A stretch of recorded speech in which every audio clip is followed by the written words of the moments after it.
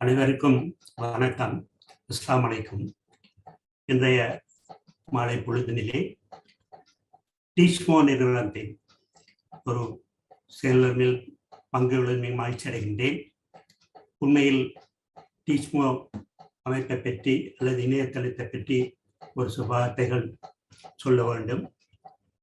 மிக அவசரமாக, துல்லிதமாக, சரியான தகவலை ஆசிரியர்களுக்கும் கல்விப்புலத்துக்கும் வழங்குவதில் இந்த முன்னணி நிறுவனமாக அது விளங்குகின்றது. இன்று தனியொருவன் என்பது ஒரு பிரபலமான வார்த்தை பிரயோகம். அந்த வகையிலே ஜஃபர் ஜசார் அவர்கள் மிக ஆர்வமாகவும் தியாகத்தோடும் அர்ப்பணிப்போடும் இதை நடத்தி வருகின்றார். அவருக்கு நன்றி கூறுகின்ற அதே நேரத்தில் இந்த செயல்முறை செய்வதற்காக கடந்த 3 தினங்களாக நான் அவருக்கு மிகவும் சிரமம் கொடுத்து விட்டேன். அதற்கு வருத்தத்தை தெரிவித்து இந்த விடயங்களுக்கு வரலாம் என்று நினைக்கின்றேன். உண்மையில் இன்று நடைபெறுகின்ற ஆசிரியர்களின் சம்பள முரண்பாட்டு பிரச்சனை தொடர்பாக பல்வேறுபட்ட கருத்துக்கள் இருக்கின்றன, பல்வேறுபட்ட விமர்சனங்கள் இருக்கின்றன, பல்வேறுபட்ட தெளிவின்மைகள் இருக்கின்றன. இவை சகலதற்கும் இந்த செயலமையில் பதில் சொல்ல முடியாது என்று நினைக்கின்றேன். இருந்த போதிலும் இந்த சேவையில் உள்ள நாங்கள் இலங்கையை பொறுத்தவரை இன்று ஆசிரியர் சேவையில் 2,48,000 பேரும், அதிபர் சேவையில் 15,000 பேரும் இருக்கின்றார்கள். ஆகவே 2,63,000 ஆளணியை கொண்டத மாபெரும் அரசு சேவையில் கிட்டத்தட்ட 1/6 பங்கு என்ற தொகை. இதன் பிரச்சனைகள் என்று பூதாகரமாக வெடித்துக் கொண்டிருக்கின்றது. இது தொடர்பாக டீச்மோ அமைப்பின் நிறுவனர் தெளிவுபடுத்தியது போல நாங்கள் ஒரு வட்டத்துக்குள் நின்று இதை பற்றி யோசிக்க வேண்டியிருக்கின்றது. இந்த 2,63,000 பேர்களில் 1994 ஆண்டுக்கு பிறகு நியமனம் பெற்ற 50% தான் இந்த போராட்டத்தில் கலந்து கொள்கின்றார்கள். சகல விடயங்களிலும் முன்னிலையில் இருக்கின்றார்கள். அவர்களுக்கு இதை பற்றிய தெளிவு இருக்காது என்று நான் சொல்லவில்லை. ஆனால் போதிய தெளிவு இல்லை என்ற கருத்தை இங்கு நான் சொன்னால் அது பிழையாக எடுத்துக் கொள்ளக்கூடாது. ஏனென்றால் இது சம்பள உயர்வு போராட்டம் அல்ல. உண்மையில் இது ஒரு முரண்பாட்டின் தீர்வு காணும் ஒரு விதத்துக்காகவே நாங்கள் இன்று போராடி கொண்டிருக்கின்றோம். இந்த வகையில் இது பற்றி நாங்கள் சற்றே முன் விவரங்களை அறிந்து கொண்டு உள்நுழைவது சிறப்பாக இருக்கும். ஏனென்றால் இந்த விடயம் ஏன் தோன்றியது, இன்று எந்த வகையான பாதிப்பு இருக்கின்றது, இதற்கு கிடைக்கப் போகும் தீர்வு எங்களுக்கு வெற்றிகரமானதாக அல்லது திருப்திகரமாக ஆயுமா போன்ற பல்வேறு விஷயங்களை நாங்கள் அலசி ஆராய வேண்டியிருக்கிறது. இதற்கு எதிராக அரச மட்டத்திலும் வேறு இதன் பயனாளிகளும் தவறான புரிதல்கள் வைத்திருக்கின்றார்கள். உண்மையில் ஆசிரியர் தொழில் என்பது நாங்கள் அதுக்கு வரலாறுகளிலோ சரித்திரங்களிலோ இல்லை இலக்கியங்களிலோ விளக்கம் தர தேவையில்லை. அதன் பெருமதி உண்மையில் சமுதாயம் ஒத்துக்கொண்டாலும் ஒத்துக்கொள்ளாட்டியும் அது பேசப்படும்.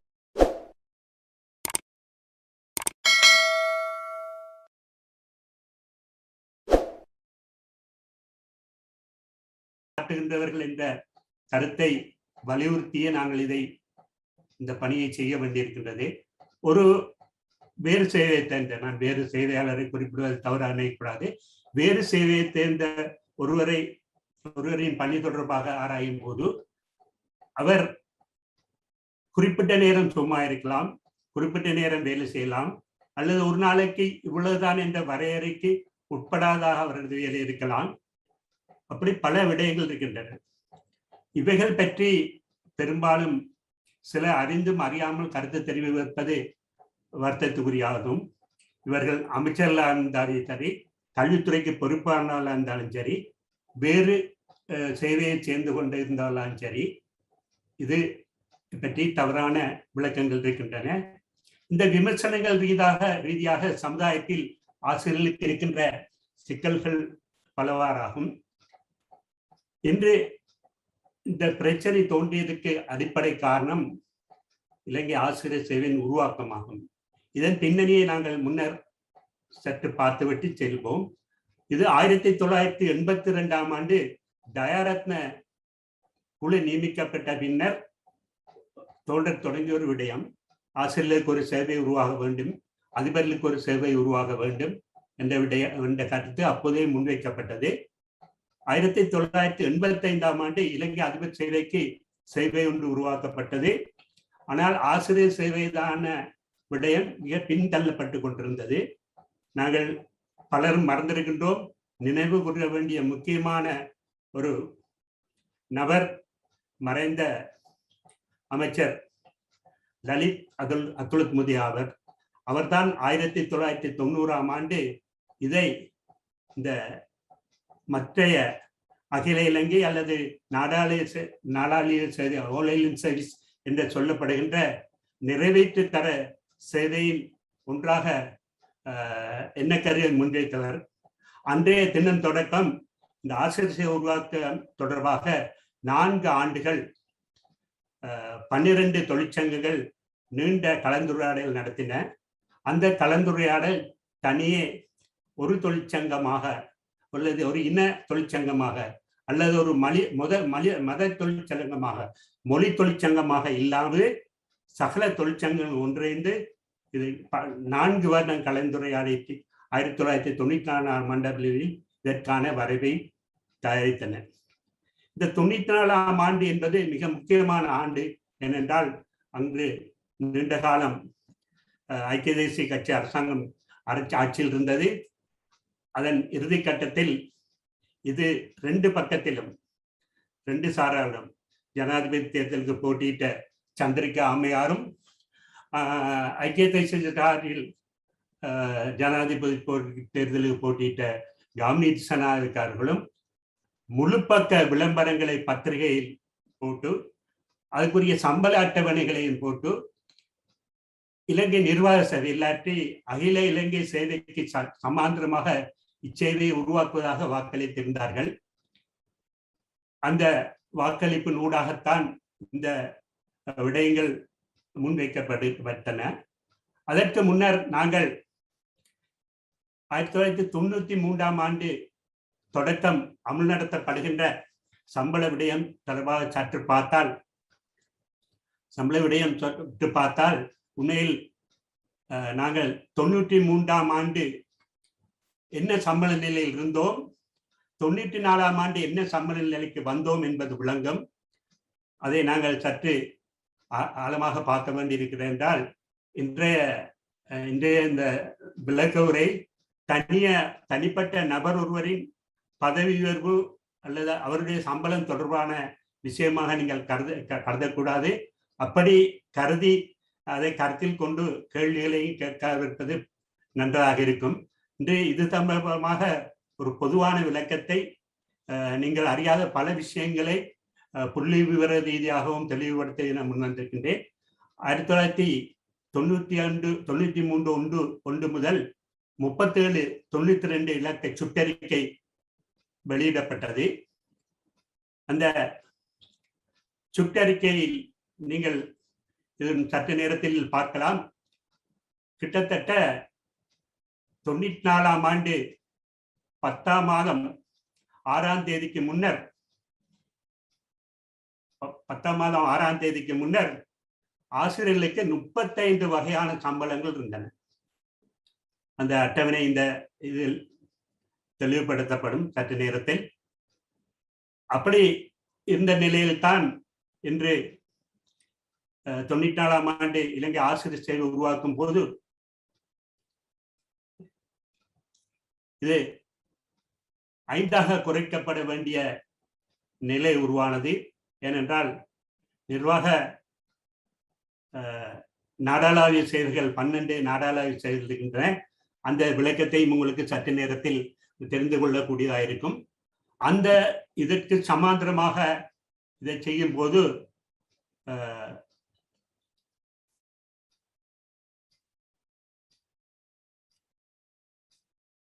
சம்பள திட்டங்களை மிக குறுகியாக ஆக்க வேண்டிய தேவை உண்டானது.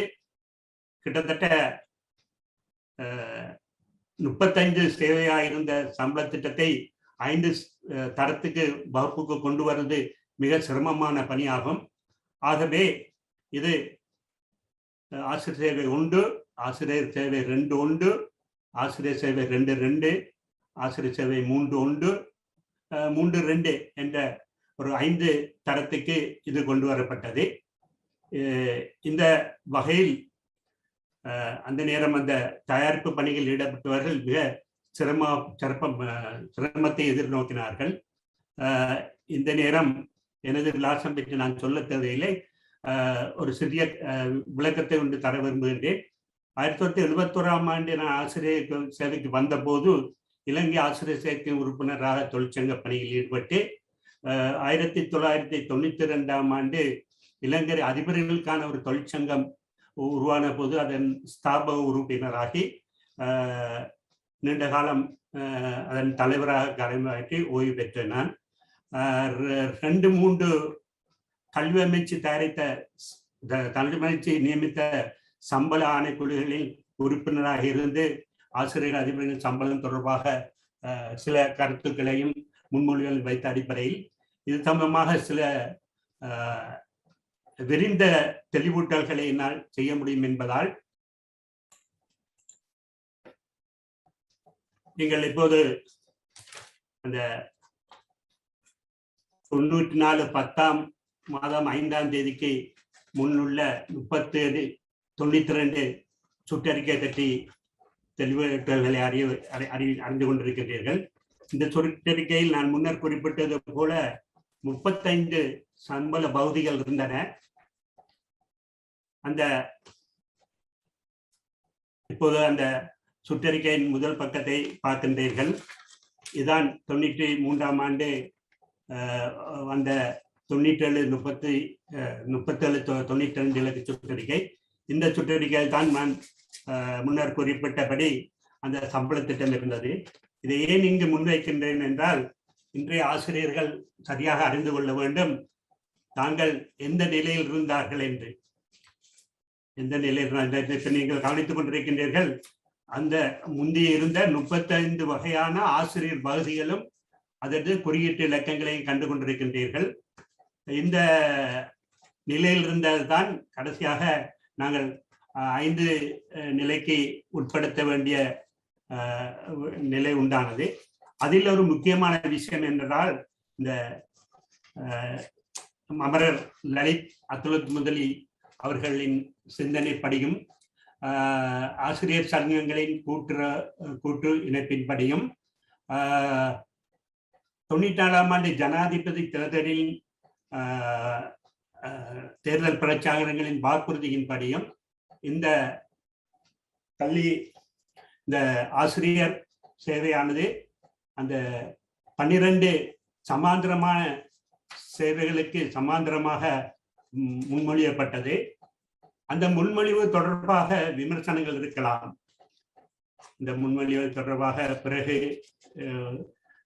நியமிக்கப்பட்ட சம்பள ஆணைக்குழுக்கள் பல விளக்கங்களை தந்து கொண்டிருக்கின்றன. இது ஆசிரியர்களின் கல்வித்தகமை இல்லாட்டி நியமிப்பு போன்ற விஷயங்களுக்கு பொருத்தமற்றதாக இருக்கின்றது என்ற முன்மொழிவுகள் வைக்கப்பட்டன. ஆனால் இலங்கை ஆசிரியர் சேவை ஸ்தாபிக்கப்பட்ட பின்னர், இலங்கை ஆசிரியர் சேவையானது ஸ்தாபிக்கப்பட்ட பின்னர் பல வகையான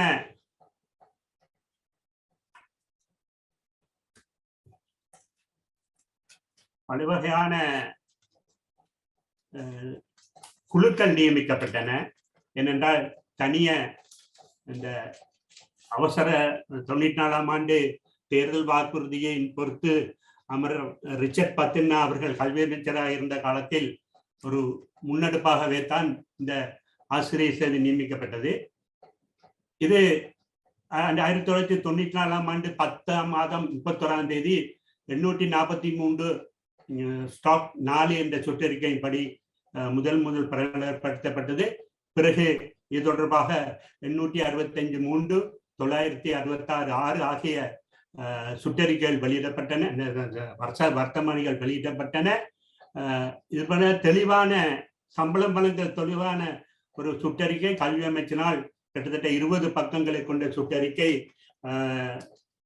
95 ஸ்டாக் 7 என்ற இலக்கம் எழுதப்பட்டு எவ்வாறு சம்பளம் வழங்குவது என்பது தொடர்பான சுற்றறிக்கை வெளியிடப்பட்டது. இதுதான் ஆசிரியர் சேவையத்தின் ஸ்தாபனம் ஆகும். இந்த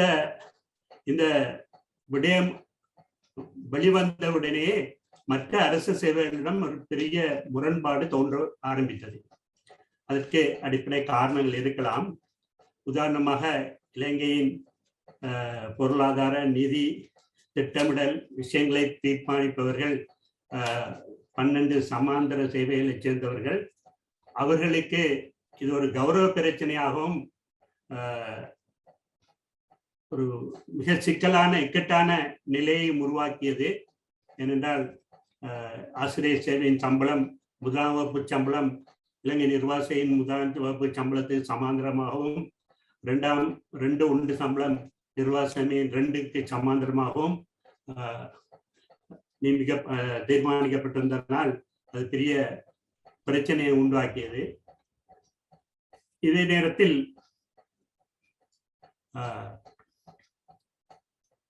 இது சம்பந்தமாக பிசி பெரேரா என்ற ஆணைக்குழு நியமிக்கப்பட்டது. அந்த பிசி பெரேரா ஆணைக்குழு தான் இன்று சகல நடவடிக்கைகளுக்கும் இதாக இருக்கின்றது.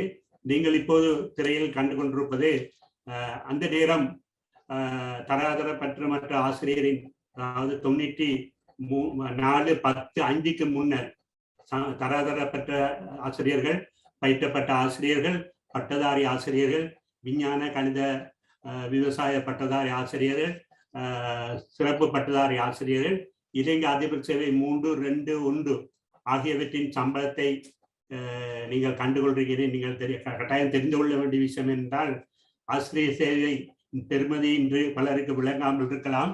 ஆனால் ஆசிரியர் சேவை ஸ்தாபிக்கப்பட முன்னர் இவ்வாறு சம்பளம் தான் எங்களுக்கு வழங்கப்பட்டு கொண்டிருந்தது. அதன் பின்னர் ஆசிரியர் சேவை ஸ்தாபி தொடர்பாக நான் உங்களுக்கு விளக்கங்களை தந்திருந்தேன். முன்னர் குறிப்பிட்டது போல 35-50 வயதில் இருந்தன. இதன் பின்னர் 1997ஆம் ஆண்டுதான் பிரதான பிரச்சனை உருவானது. ஏனென்றால் அந்த பிசி பெர்ரா, இது நீங்கள் இப்போது காண்பது அகில இலங்கை சேவைகள் 12. இவைகளுக்கு சமாந்தரமாக தான் ஆசிரியர் சேவையின் சம்பளம் முன்மொழியப்பட்டது, அன்று வழங்கப்பட்டது. அதன் காரணமாகத்தான் இந்த பிரச்சனை தோன்றி அரசு சேவையின் சம்பள விதங்களை ஆராய்வதற்காக பிசி பெர்ரா ஆணைக்குழு நியமிக்கப்பட்டது. அந்த ஆணைக்குழு நியமிப்பது தொடர்பாக அந்த ஆணைக்குழு நியமிக்கப்பட்ட சந்தர்ப்பத்திலும் அதுக்கு பின்னரும் இந்த அதிபர் சேவைக்கும் இன்றைக்கு ஆசிரியர் சேவைக்கும் ஒரு சிக்கல் உண்டாகி இந்த 4 வழக்குகள் தொடரப்பட்டன. அந்த வழக்குகளின்படி ஆசிரியர் சேவை சம்பளத்தை விட ஒரு படி அதிகமாக 1ஆம் வகுப்பு அதிபர் சேவைக்கு சம்பளம் வழங்கி சுற்றறிக்கை வெளியிடப்பட்டது. ஆகவே 6/10/94 இலங்கை நாடாளுமன்ற சேவை சம்பளத்தை விட அதிபர் சேவையின் 1ஆம் வகுப்பு சம்பளம் ஒரு படிநிலை அதிகமாக இருந்தது. இங்கே நான் குறிப்பிட வேண்டி இருக்கின்றது. இது ஒரு வழக்கு தீர்ப்பின்படி பெறப்பட்ட விஷயம். அடுத்து நான் சொல்லிக் கொண்டு வந்தது பிசி பெர்ரா அறிக்கையின்படி. இந்த பிசி பெர்ரா ஆணைக்குழு அறிக்கையில் மூலம் 2/97/3 என்ற பொது நிர்வாக சுற்றறிக்கை வெளியிடப்பட்டது. அந்த சுற்றறிக்கையில் இலங்கை ஆசிரியர் சேவை இலங்கை அதிபர் சேவைக்கு விட மற்ற சேவைகளுக்கு சம்பளம் 60% அதிகரிக்கப்பட்டது. இதுதான் இன்றைய பிரச்சனைக்கு முக்கியமான காரணம். நாங்கள் 24 வருடம் என்று சொல்ற காலையிலே இன்றிருந்து தான் ஆரம்பமாகிறது. அந்த சுற்றறிக்கையில் ஒரு விஷயம் தெளிவாக குறிப்பிடப்பட்டிருந்தது. அதாவது அந்த சுற்றறிக்கையில் இந்த 3.10 என்ற குறிப்பின் கீழே இலங்கை ஆசிரியர் சேவை, அதிபர் சேவை சம்பளங்கள் சம்பந்தமாக இந்த சுற்றறிக்கையில் மாற்றங்கள் செய்யப்படவில்லை. அவை பற்றி பின்னர் அறிவிக்கப்படும். இதுதான் இன்றைய பிரச்சனைக்கு அடிப்படை காரணம். அந்த பின்னர் 24 வருட காலமாக அமல் நடத்தப்படவில்லை, செயல்படுத்தப்படவில்லை, தீர்மானிக்கப்படவில்லை. ஆகவே நாங்கள் இன்று பரவலாக நாங்கள் சொல்லுகிற போராட்டம் 24 வருட போராட்டம் என்பது அந்த போராட்டம் தான்.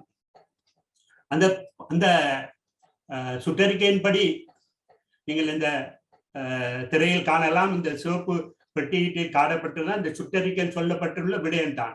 இலங்கை அதிபர் சேவை, இலங்கை ஆசிரியர் சேவை என்பவற்றை சம்பளம் பின்னர் அளவு திட்டங்கள் பின்னர் தீர்மானிக்கப்படும் என்பது இன்னும் தீர்மானிக்கப்படவில்லை.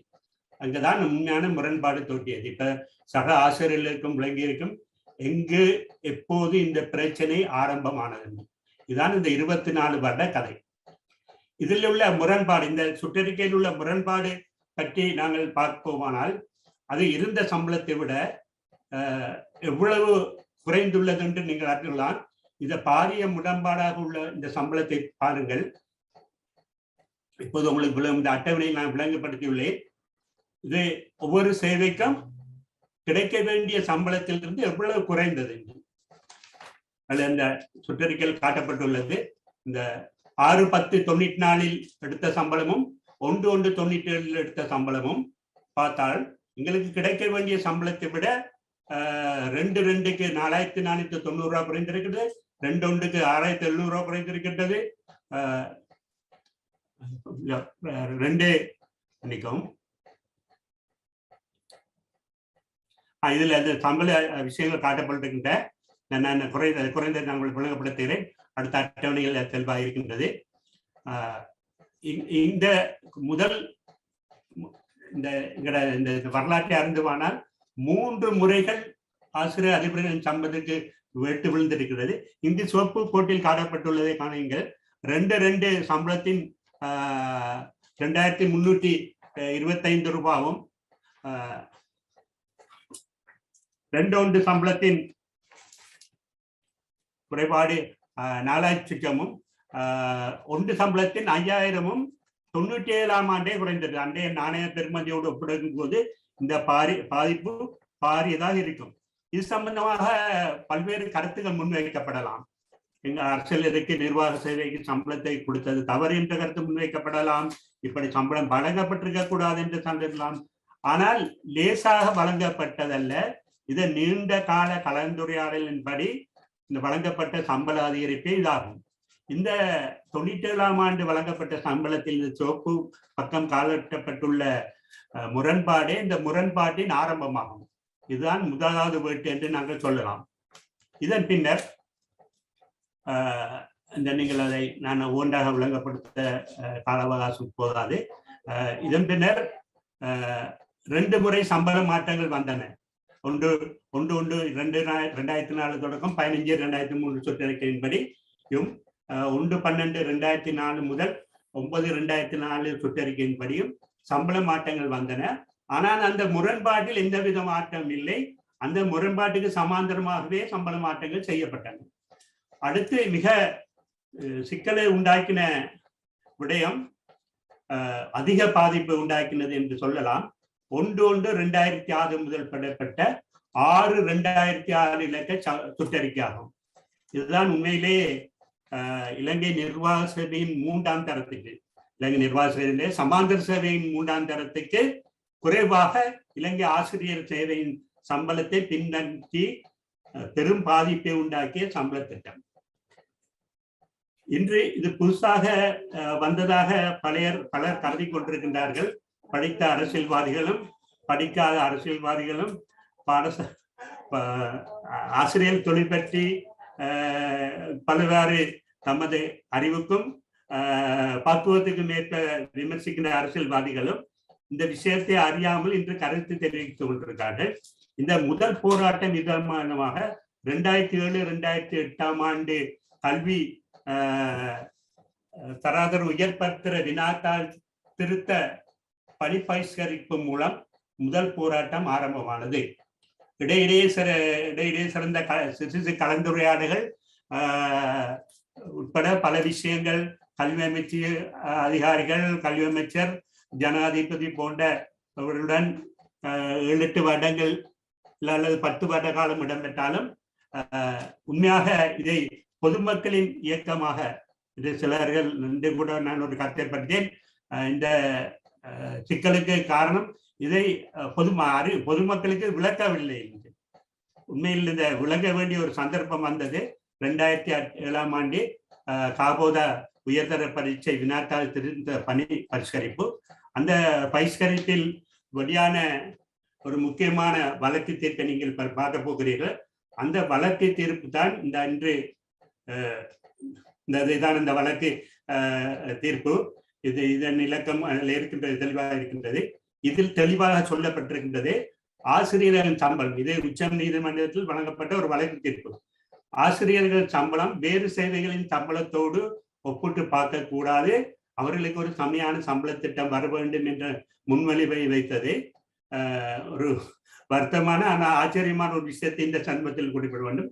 கடந்த 26ஆம் தேதி நடைபெற்ற தொழிற்சங்க கலந்துரையாடலில் இதை முதல் முறையாக கண்ட சட்டத்துறை பேச ஆசிரியரான இன்றைய கல்வி அமைச்சர் ஜெயல் தீரிஸ் அவர்கள் ஆச்சரியப்பட்டார்.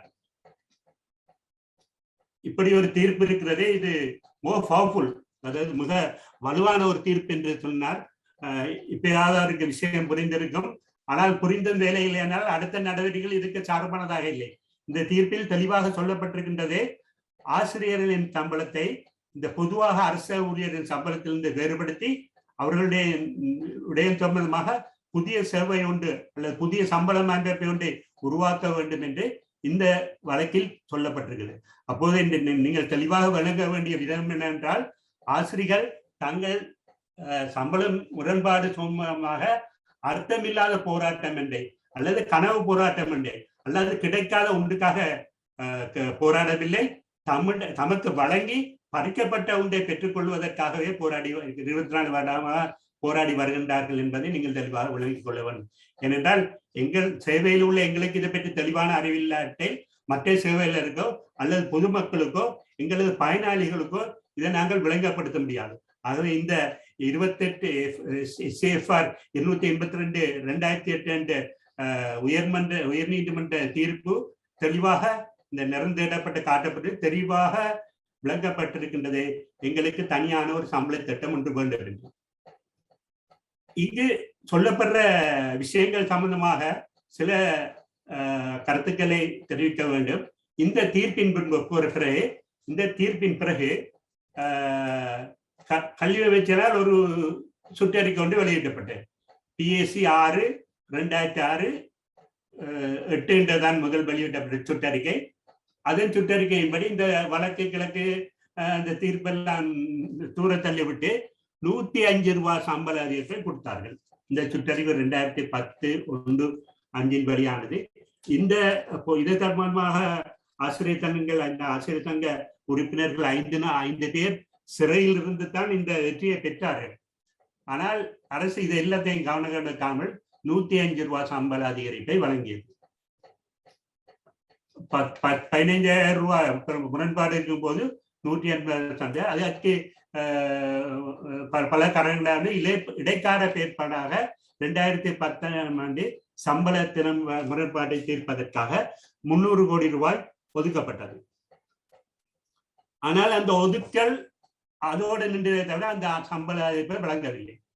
இந்த காலத்திலும் போராட்டங்கள், பேச்சுவார்த்தைகள் என்று தொடர்ந்து கொண்டிருக்கிற சந்தர்ப்பத்தில் 2014ஆம் ஆண்டு தேர்தல் வர நெருங்கின சந்தர்ப்பத்தில் அவசரமாக இன்று அமல் இருக்கின்ற இலங்கை ஆதிக்கம் செய்த ஆசிரியர் சேவைக்கான புதிய பிரமாண குறிப்பை 2014 10ஆம் மாதம் 22, 23ஆம் தேதியில் வெளியிட்டார்கள். அதில் அமுல் நடத்தும் தேதி 1/7/2008 தான் இருக்குது.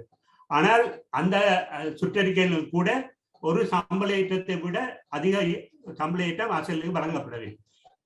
இந்த வகையிலும் இந்த முரண்பாடு தீர்க்கப்படவில்லை என்பதை இங்கு தெளிவுபடுத்த வேண்டும்.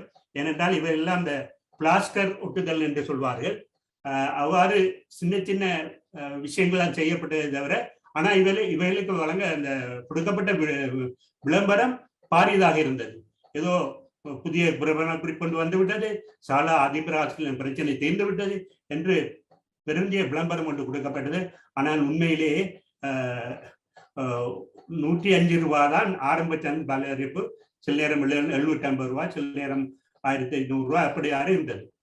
அடுத்த சிக்கல் உண்டானது இப்போது அமலில் இருக்கின்ற 2016 ஆண்டு முழுவதும் அமல் நடத்தப்பட்ட 1/1/2020 முழுமையாக அதிகாரி வழங்கப்பட்ட 03/2016 இலங்கை சுற்றறிக்கை. இந்த சுற்றறிக்கையின் சபை சகல அரசாங்க ஊழியர்களுக்கும் சம்பளம் அதிகரிக்கப்பட்டது. இப்போது கலந்துரையாடுகிற அமைச்சர்கள் சொல்கிறார்கள், ஆசிரியர்களுக்கு சம்பளம் அதிகரிப்பு வழங்கப்பட்டதுதானே. சகல அரசாங்க ஊழியர்களுக்கும் வழங்கப்பட்ட சம்பள அதிகரிப்பின் ஒரு பகுதியை விட ஆசிரியர் முரண்பாட்டை இந்த சுற்றறிக்கையின் மூலம் தீர்க்கப்படவில்லை என்பது நாங்கள் தெளிவாக கவனித்துக் கொள்ள வேண்டும். இப்ப நாங்களும் சில நேரம் 10,000 ரூபாய் கூட்டினாங்க தானே, எங்களுக்கு ஏன் சம்பள அதிகரிப்பு என்றால் அப்படி ஒவ்வொரு சேவைக்கும் கூடப்பட்டிருக்கின்றது. உதாரணமாக சில சேவையை பொறுத்த 35,000 ரூபாய் கூடப்பட்டிருக்கிறது அடிப்படை சம்பளத்தில். அது அந்த 2006 ஆண்டு சுற்றறிக்கையின் சமாந்தரமாக செய்யப்பட்ட இது. இந்த சுற்றறிக்கை மூலம் நாங்கள் தெளிவுபடுத்தலாம். இது இந்த அரசாங்க சேவையில் 36 வகையான சேவைகள் இருக்கின்றது. அந்த அட்டவணை நீங்க இப்போ பார்க்கலாம். 36 வகையான சேவைகள் இருக்கின்றன. அந்த சேவையில் படி ஒரு சம்பள அமைப்பு இருக்கின்றது. அந்த அமைப்பு இந்த இருக்கின்றது. அந்த அட்டவணை, அந்த அமைப்பு ஒரு சேவையின் முழுமையான சம்பளம் நான் சிவப்பு கோடிட்டு காட்டியிருக்கிறேன். எக்ஸிக்யூட்டிவ் என்றது SL1 2016. அதற்கும் எங்களுக்கும் உள்ள ஒரு முரண்பாடு தான் இப்படி காட்டப்பட்டிருக்கின்றது. எக்ஸிக்யூட்டிவ் என்றது SL1, இது 12 சேவைகளுக்குரிய சம்பளம். இது தொடர்பாக விமர்சனங்களுக்கு நான் இறுதியில் உங்களுக்கு விளக்கம் அளிப்பேன். கீழே அதிபர் சேவை, ஆசிரியர் சேவை, இப்போது ஆசிரியர் ஆலோசகர் சேவை வந்திருக்கின்றது. அந்த அதில் இருக்கின்ற இலக்கங்கள் இந்த சந்தோஷத்தை உங்களுக்கு ஒரு விஷயம் சொத்து தெளிவுபடுத்த வேண்டும். இந்த GE 1, 2, 4 ஆசிரியர் ஆலோசகர் 3 இவைகள் சம்பள குறியீட்டு இலக்கங்கள். இப்ப எங்களுக்கு இந்த சம்பள அமைப்பு பற்றி எங்களுக்கு தெளிவான விளக்கம் இல்லை. அது ஆசிரியர்களை முழுமையாக இதை அறிந்து கொள்ள வேண்டும் இல்லை. ஆனால் எங்களுக்கு கிடைக்கும் சம்பளத்தை பற்றி நாங்கள் தெரியப்பட வேண்டிய கட்டாயத்தை எங்களுக்கு இருக்கின்றது. இது 27,740 ரூபாய் என்பது ஆரம்ப சம்பளம். 6 முறை 300 ரூபாய் கிடைக்குது. 6 வருஷத்துக்கு வருடாந்த சம்பள அறிவிப்பு. 7 வருஷத்துக்கு 380 ரூபாய் கிடைக்கிறது. 2 வருஷத்துக்கு 445 ரூபாய் கிடைக்கிறது. அது 33,000 ரூபாய் முடியுது. அதே மாதிரி 2 ஆரம்ப சம்பளம் 33,300 ரூபாய். அதுவும் அதே மாதிரி 71,650 ரூபாய் முடிந்தது. சிலர் விளக்கம் இல்லாமல் சம்பள முறைமையை கேட்டு போட்டு எனக்கு 680 ரூபாய் இன்கிரிமெண்ட் கிடைக்கவில்லை, எனக்கு 825 ரூபாய் இன்கிரிமெண்ட் கிடைக்கவில்லை, எனக்கு 1,335 ரூபாய் இன்கிரிமெண்ட் கிடைக்கவில்லை என்று கேட்கிறார்கள். இது 2-2-2-1 ஆசிரியர்களின் சம்பள முறைமை. அதிபர் சேவையும் அப்படித்தான். நான் அடுத்த அட்டவணையில் உங்களுக்கு விளங்கப்படுத்துகிறேன் என்றால், இலங்கையில் இருக்கிற கல்வி சேவை, ஆசிரியர் சேவை, ஆசிரியர் ஆலோசகர் சேவை, அதிபர் சேவை, கல்வி நிர்வாக சேவை, ஆசிரியர் கல்வியாளர் சேவை ஆகியவர்களின் சம்பள அமைப்பை ஒரே பார்வையில் நான் விளங்கப்படுத்தியிருக்கின்றேன். இதில் நீங்கள் பார்த்தால் தெரியும் எங்களுடைய வருடாந்த சம்பளம் மீட்டும் எவ்வளவு, ஆரம்ப சம்பளம் எவ்வளவு, இறுதி சம்பளம் எவ்வளவு என்பதை விளங்கிக் கொள்ளலாம். இந்த அடுத்த அட்டவணையில் உங்களுக்கு நாங்கள் விளக்க இருக்க விஷயம், இந்த முரண்பாடு எப்படி இந்த 3 சந்தர்ப்பத்தை இந்த முதலாவது இலங்கை ஆசிரியர் சேவை. இது 97ஆம் ஆண்டு இருந்த இது அண்டைய நிதி இதோட கணக்கிட்டு பார்க்கணும். 97ஆம் ஆண்டு 2,515 ரூபாய் இருந்தது 2-2க்கு. அது 2006ஆம் ஆண்டு 6,900 ரூபாய் போயிட்டு இன்றைக்கு 14,315 ரூபாய் போயிட்டு. அதே மாதிரி 2-1க்கு 4,010 ரூபாய் இருந்தது. 2006இல் 11,330 ரூபாய் போச்சு. இப்ப 23,420 ரூபாய் போச்சு. அடுத்து ஒன்று இந்த அந்த பேசப்படுற சம்பளம் தான் ஒன்று ஆரம்பத்தில் 5130 இருந்தது, பிறகு 11,110 ரூபாக இருந்தது, 31,225 ரூபாய். இன்றைக்கு பேசு பொருளாக இருக்கிற விஷயம் தான். 31,225 ரூபாய் முரண்பாடு தான் இன்றைக்கு எங்களுக்கு பாரிய முரண்பாடு. 97 இருந்து 3 கட்டங்களாக எங்களுக்கு ஆசிரியர்களுக்கு அதிபர்களுக்கு இழைக்கப்பட்ட அநீதிதான் இந்த அட்டவணை மூலம் காட்டப்பட்டது. ஆகவே ஆசிரியர்கள் அதிபரும் மீண்டும் அனைத்தரமாக குறிப்பிடப்பட்ட விஷயம் என்னென்னா, நீங்க யாரும் கேட்டா சொல்லுங்க, விளங்கப்படுத்துங்க. ஆசிரியர் சம்பள அதிகரிப்பு கேட்கவில்லை. தங்களுக்கு 97ஆம் ஆண்டு அழைக்கப்பட்ட அநீதிக்கு நிவாரணம் கேட்கிறார்கள் ஒழிய சம்பள அதிகரிப்பு இந்த காரணம் கொண்டு சம்பள அதிகரிப்பு அவர்கள் கேட்கவில்லை என்று. அடுத்த அட்டவணையில் இது மாதிரி அதிபர் சேவைக்குள்ள விடயம் இருக்கின்றது. அதுவும் இப்படித்தான். இவ்வாறு 97, 2006, 2016 ஆண்டுகளில் 3 கட்டங்களிலும் சேவை 1, 2, 3க்கு இந்த சம்பள அதிகரிப்பு முரண்பாடு தோன்றியது. இங்கு நாங்கள் SL1 அல்லது நிறைவேற்றின சம்பளத்தை சுட்டிக்காட்டி உரிமை கோருவதன் காரணம், நான் அடிக்கடி சொல்வது போல அது சம்பந்தமாக விமர்சனங்கள் இருந்தாலும், அப்படி சம்பளம் வழங்க முடியுமா என்ற கேள்வி இருந்தாலும், நான் உரிமை கோருவதற்கு காரணம் என்னவென்றால், அந்த முரண்பாடு எங்களுக்கு 94 ஆசிரியர் உருவாக்கப்பட்ட போது வழங்கப்பட்டது ஒன்றை 97 பறித்தெடுத்து 2006 மீண்டும் பறித்தெடுத்து 2016 மிக பிரம்மாண்டமான பாரிய இதை உண்டாக்கியுள்ளார்கள். இந்த சந்தர்ப்பத்தில் எங்கள் அரசியல்வாதிகளும் விமர்சிப்பவரும் சொல்றார்கள், இந்த போராட்டத்தை இந்த நேரத்தில், இந்த நாடு பொருளாதார நிலையில் படுபயங்கர நிலையில் உள்ளது, மக்கள் நோயினால் பாதிக்கப்பட்டிருக்கின்றார்கள், சகல துறையிலும் பொருளாதார பின்தங்கள் இருக்கின்றது, சேவைகள் ஒழுங்காக நடைபெறவில்லை. இந்த நேரத்தில் ஏன் இந்த போராட்டம் நடைபெறுகின்றது? இதுக்கு நாங்கள் தெளிவான விளக்கத்தை சொல்ல வேண்டும். நீங்கள் கண்டுகொள்ளாமல் இருந்தாலும் கூட 24 வருட காலமாக பல்வேறு வடிவங்களில் இந்த போராட்டம் நடைபெற்றது. 2007ஆம் ஆண்டு, 2008ஆம் ஆண்டு 5 தொழிற்சங்க தலைவர்கள் சிறை சென்றார்கள். அந்த பணிப்பரிசரிப்பு போது இடம்பெற்ற பரீட்சை 2007ஆம் ஆண்டு காப்போதா உயர்தர பரீட்சை பணிப்பரிசரிப்பின் போது உண்டான இது. இந்த இப்போது காட்டப்படும் அட்டவணையில் நீங்கள் ஒரே பார்வையில் தெரிந்து கொள்ளலாம். இந்த 3 சந்தர்ப்பங்களில் எப்படி இந்த பாதிப்பு உண்டாகி இருக்கின்றது. இது கடைசியில 36,000 வந்து நிக்குது. இது லேசுப்பட்ட விஷயம் இல்லை.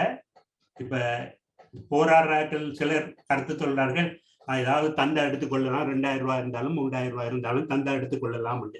அப்படி இல்லை. இது எங்கட உரிமை சம்பந்தமான போராட்டம். இதுக்கு எங்களுக்கு இது பற்றின தெளிவான விளக்கம் இருந்தால்தான் நாளைக்கு நாங்கள் அவங்களுக்கு விளங்க வைக்கலாம். இது சம்பந்தமாக கடந்த காலங்களில், இப்போது புதிய அரசாங்கம் சொல்லுகின்றது, எதிர்கட்சிகள் இல்லாட்டி அடிக்கடி சொல்வது போல அரச சார்பற்ற நிறுவனங்கள் இல்லாட்டி வெளிநாட்டு சக்திகள் அரசாங்கத்துக்கு எதிராக திட்டமிட்டு இந்த விஷயங்களை நிறைவேற்றது. உண்மையால் அப்படியான விஷயம் அல்ல. இந்த போராட்டம் 2018ஆம் ஆண்டிலும் இடம்பெற்றது. 2018ஆம் ஆண்டு செயலாளர் அந்த சுனில் எட்டியாராச்சி இதுக்காக ஒரு சம்பள அறிக்கையை தயாரித்து கல்வி அமைச்சரில் ஒப்படைத்திருந்தார். 2019ஆம் ஆண்டு முற்பகுதியிலும் பாடசாலை பயிர்ப்பறிப்பு தொழிற்சங்க போராட்டங்கள் இடம்பெற்றன. 2019ஆம் ஆண்டு எலெக்ஷனுக்கு முன்னர் 3 முறை அமைச்சரவை பத்திரங்கள் இந்த சம்பளமாக வைத்து ஒரு வரைவிட்ட சேவையாக இதை உருவாக்குவதற்கு அங்கீகாரம் கிடைத்திருக்கின்றது. இந்த புதிய அரசாங்கத்தின் தேர்தல் விஞ்ஞாபனத்தில் இது தொடர்பாக தெளிவாக குறிப்பிடப்பட்டிருந்த ஆசிரியர் அதிபரின் சம்பள பிரச்சனை தீர்க்கப்படும் என்று. ஆகவே இந்த நேரம் போராட்டம் நடத்தக்கூடாது என்ற விஷயம் தொடர்பாக கருத்துக்களை முன்வைப்பது அவ்வளவு காத்திரமானதாக இல்லை. அது சில நேரம் சுகாதார வரைமுறைகளை சேர்த்து போராட்ட வடிவங்கள் மாற்றப்படலாம். ஆனால் இந்த சந்தர்ப்பத்தை விட்டால் இதை வென்று கொள்வதற்கு விடயங்கள் இல்லை. இவ்வாறு இருக்கின்ற நேரத்தில் கல்வி அமைச்சர் கல்வி அமைச்சரை சேர்ந்த ஒரு அதிகாரிகளை வைத்து சுபோதினி குழு, அதாவது மேலதிக செயலாளர் செல்வி சுபோதினி தலைமையிலான 5 பேர் கொண்ட குழுவை நிறுத்தி ஒரு அறிக்கை ஒன்றை தயாரித்தார். இந்த அறிக்கை சம்பந்தமாக நான் ஒரு சில விஷயங்களை சொல்ல வேண்டும். என்ற அறிவுக்கு அனுபவத்துக்கு எட்டியவரை இது வழங்குவதற்காக செய்யப்பட்ட சிபாரிசு இல்லை. இந்த சுபேசனி சம்பள அறிக்கையை பார்த்தால் தெரியும், இது வழங்குவதற்காக செய்யப்பட்டது ஒரு விஷயம் இல்லை. இதை திசை திருப்புவதற்கு அல்லது பிரச்சனையை உருவாக்குவதற்கான் இந்த சுபோசனி குழு அறிக்கை தயாரிக்கப்பட்டிருக்கின்றது. அந்த அறிக்கையில் உள்ள சம்பள திட்டங்களையும் அமைப்பையும் பார்த்தால் தெளிவாக இருக்கும். இந்த சுபோசனி அறிக்கையின் தான் இருக்கின்றது. இதில் இது அடுத்த அறிக்கை சுபதான் கொஞ்சம் மேலும் செல்ல வேணும். அந்த அறிக்கையில்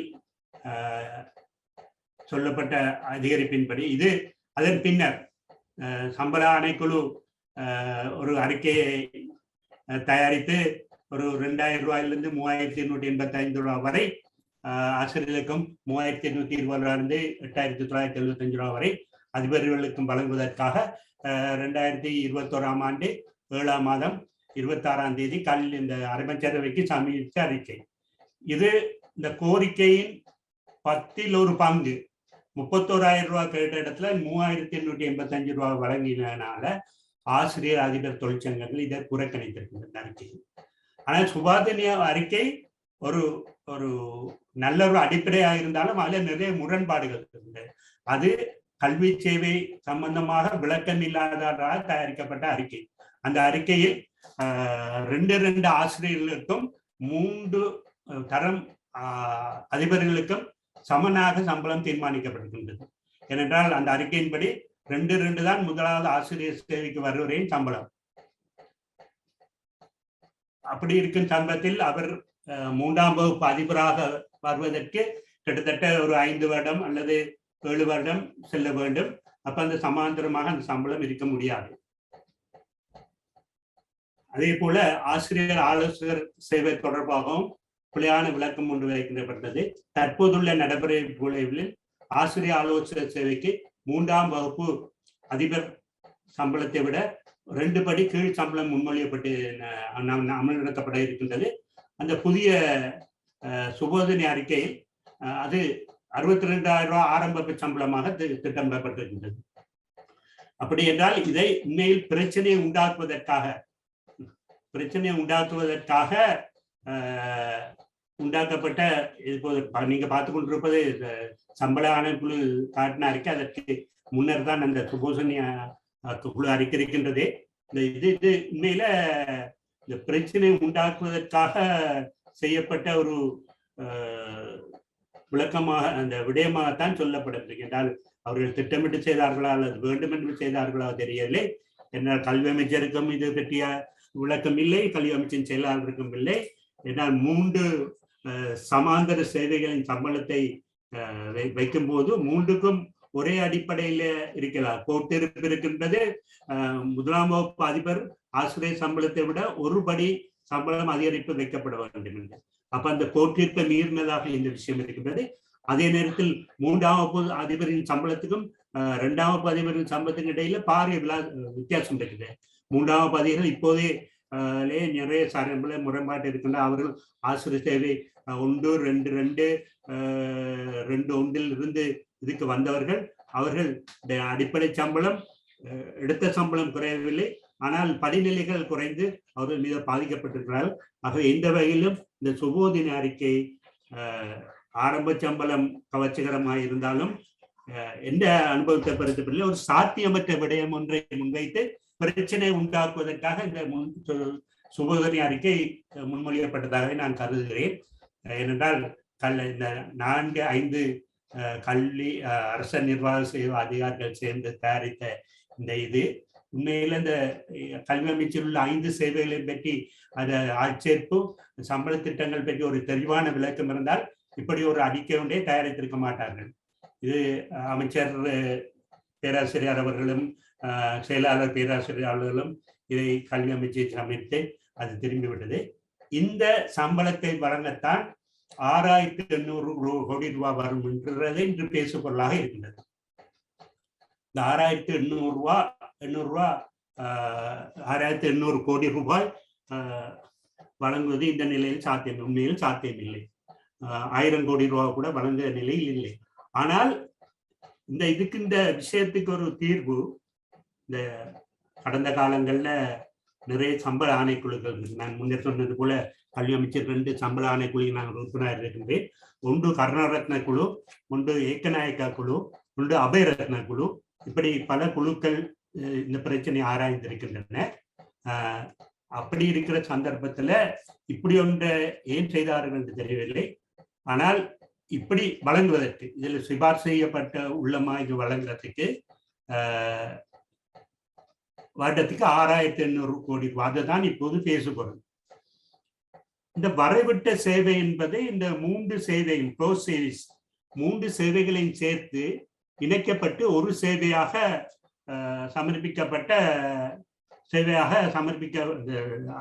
ஆக்கப்பட வேண்டிய ஒரு விஷயம். தனித்தனியாக சேவைகளை வைத்து இது செய்ய முடியாது. ஆசிரியர் அதிபர் சேவை, ஆசிரியர் சேவை 3ஐயும் ஒன்று சேர்த்து அதுக்கு தக்க மாதிரி சம்பள படிநிலைகளை தீர்மானித்து இதை செய்ய வேண்டும். அது தனித்தனியாக இப்படி சுபோதவி குழு அறிக்கை உள்ள மாதிரி செய்ய முடியாது. தொழிற்சங்கங்களுக்கும் இது பற்றி சரியான தெளிவில்லை என்றுதான் என்ன தனிப்பட்ட கருத்தாகும். ஏனென்றால் 3 சேவைக்கும் இப்படி சம்பளம் வைத்து சேவையில் உள்ளுக்குள்ள முரண்பாடு உண்டாகுமே தவிர இந்த பிரச்சனை தீர்வதற்கு எந்த வழியும் இல்லை. இந்த 6800 கோடி ரூபாவை பற்றி சொல்லும் போது வரைவிட்ட சேவை என்ற விஷயம் 2020 ஜனவரி 1 அமைச்சரவைக்கு சமர்ப்பிக்கப்பட்ட விஷயம். அந்த அமைச்சரவையில் அது ஏற்றுக்கொள்ளப்பட்டது. அது கல்வி அமைச்சருக்கும் தெரியவில்லை. கல்வி அமைச்சர் கிட்டத்தட்ட நான் முன்னர் சொன்னது போல அண்மையில் ஒரு விஷயம் சொல்லியிருந்தார். இந்த சேவை சம்பந்தமாக அது அவருக்கு சரியான விளக்கத்தை அதிகாரிகள் வழங்கவில்லை நினைக்கிறேன். தனிப்பட்ட சந்திப்பின் போது, தொழிற்சங்கங்களின் சந்திப்பின் போது சொல்லப்பட்ட விஷயங்கள் வேற. அமைச்சரவை இருக்கின் போது சில அமைச்சர்கள், நான் பெயர் குறிப்பிட விரும்பவில்லை, சில அமைச்சர்கள் தங்கள் அறிவுக்கும் சுய தேவைக்கும் ஏற்றவாறு கருத்துக்களை தெரிவிக்கின்றார்கள். 6800 கோடி ரூபாய் இந்த நேரத்தில் ஒதுக்க முடியுமா? ஆசிரியர் எந்த ஆசிரியர் தொழிலும் சங்கமும் ஒரே நேரத்தில் இப்படி பணத்தை தருமாறு கேட்கவில்லை. சிங்களத்தில் சொல்வார்கள், மஸ்ராத்தலை இறைச்சி ஒரு ராத்திரையும் உண்டாக்கி கேட்கிறார்கள் ஆசிரியர்கள் என்ற குற்றச்சாட்டு முன்வைக்கப்படுகிறது. ஆனால் உண்மையான அப்படியான கோரிக்கை விடவில்லை. கொள்கை அளவில் வரைவிட்ட அல்லது க்ளோஸ் சர்வீஸ் அல்லது அகவயப்படுத்தப்பட்ட சேவை என்று ஏற்றுக்கொண்டால் அதனூடாக தற்போதுள்ள நடைமுறையின்படி சம்பள திட்டங்களை தீர்மானித்துக் கொள்ளலாம். அந்த இப்ப இவ்வளவு நாளும் சொல்லப்பட்ட கல்வி அமைச்சின் சார்பில் சொல்லப்பட்ட காரணம் சாட்டு என்னவென்றால், ஆசிரியர்களுக்கு இந்த சம்பளத்தை கொடுக்க முடியாது, மற்ற சேவைகளுக்கிடையே முரண்பாடு உண்டாகும். அதற்காக ஒரு முன்மொழிவாகத்தான் இந்த க்ளோஸ் சர்வீஸ், அதாவது வரைவிட்ட சேவை என்ற கருத்து எண்ணக்கரு முன்வைக்கப்பட்டது. அப்படி வைக்கப்படும் போது இந்த இப்போது உள்ள அடிப்படையில் இலங்கை ஆசிரியர் 2 அப்படியான அடிப்படையில் அதிபர் சேவை, ஆசிரியர் சேவை இப்போது உள்ள சிபார்சின்படி படிநிலைகளை தீர்மானித்து வைப்பது இலவாகும். ஆகவே அதுக்கு 3க்கும் வேறு வேறு சம்பள திட்டமாக இருக்காது. 3 சேவைகளுக்கும் சேர்த்து ஒரே சம்பள திட்டமாக இருந்தால்தான் இந்த பிரச்சனையை தீர்க்க முடியும். இது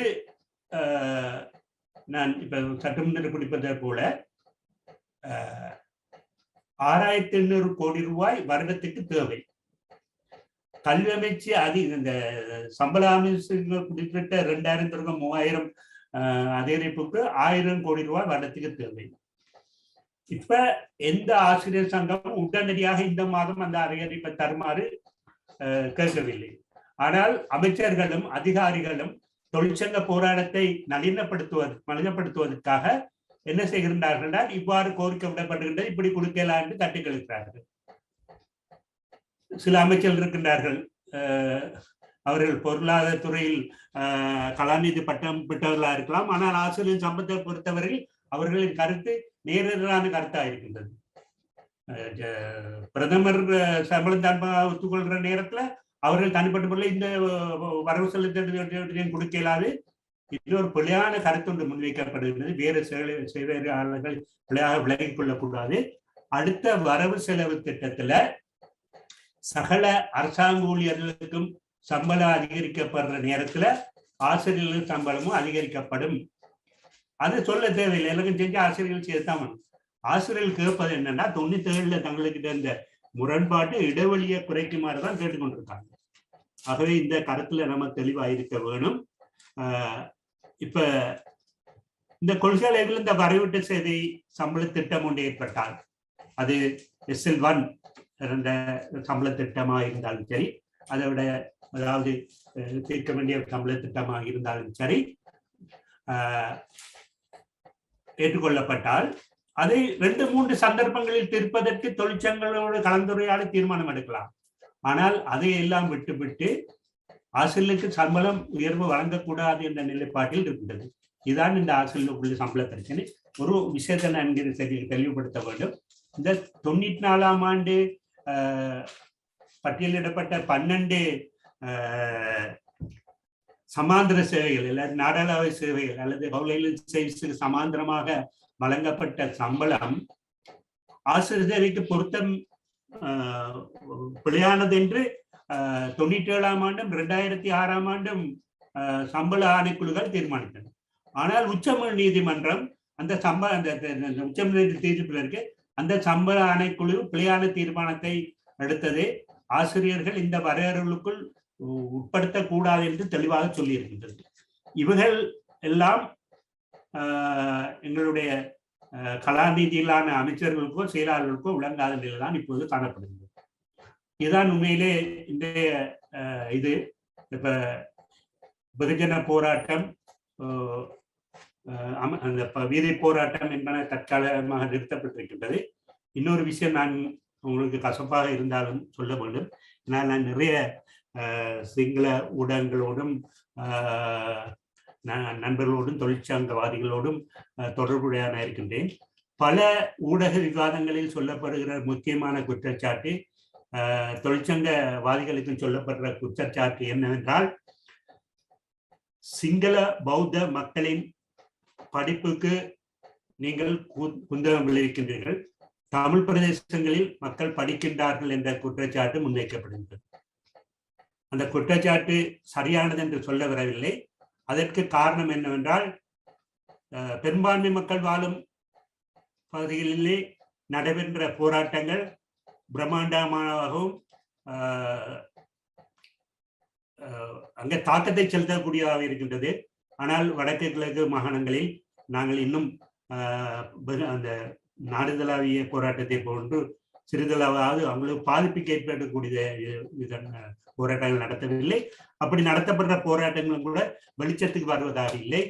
இப்போது கல்வி தொடர்பாக, மாணவர்களின் கல்வி தொடர்பாக நான் அதிபராக இருந்தவன் என்ற வழியிலும் நீண்ட காலம் ஆசிரியராக இருந்தவன் என்ற வழியிலும் 2 கருத்து இருக்க முடியாது. அவர்கள் கல்வி மிக முக்கியமானது. அது புந்தகமிலே எந்த இதிலும் ஆசிரியர்கள் ஈடுபடக்கூடாது.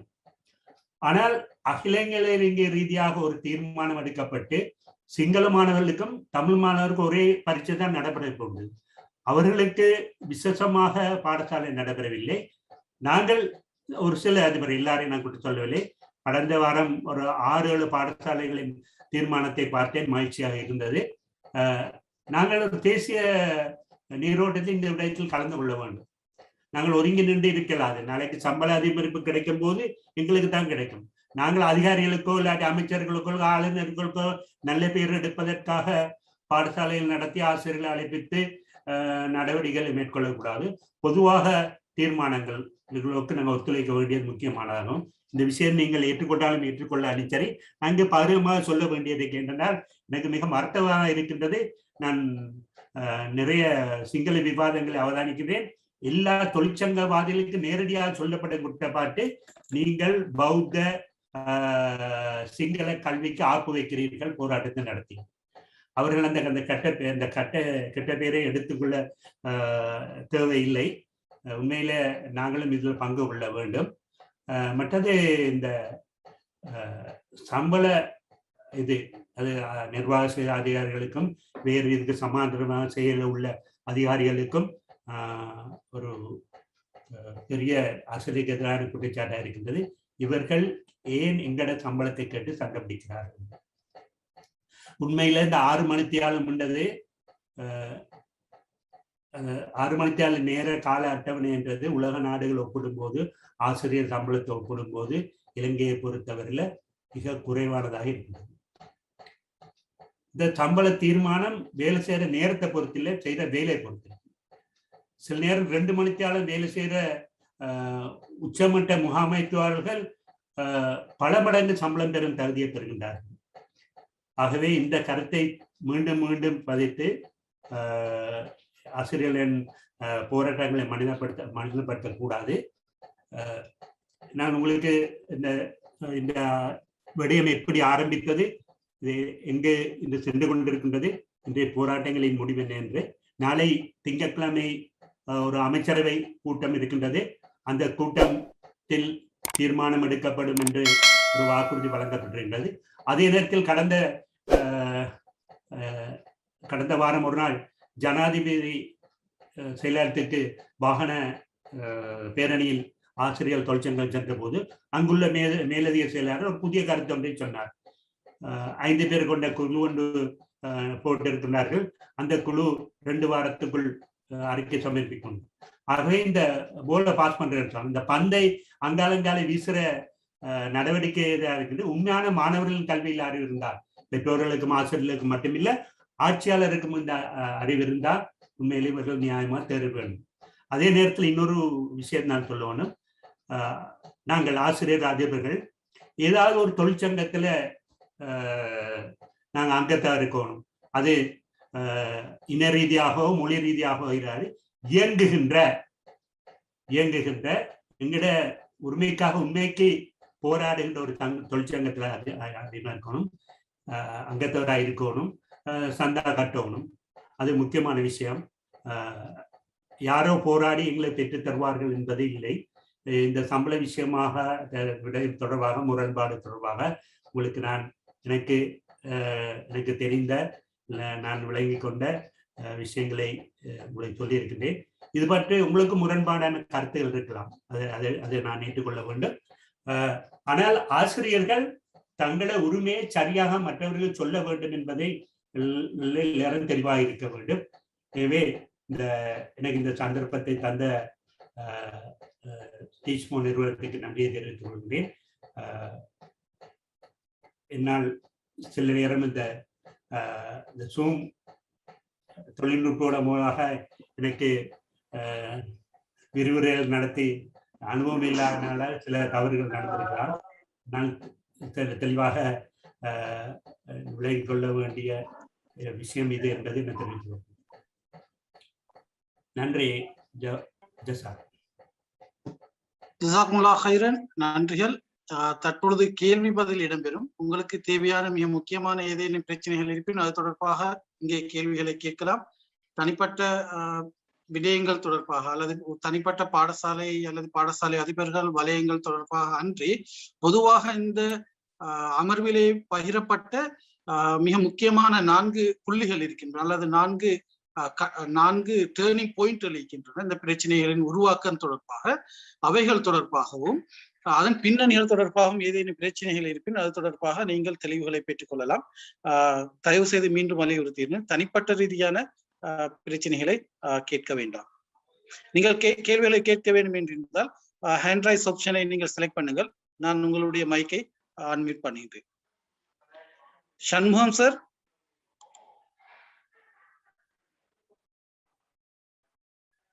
சார், நெல்சன் சார்,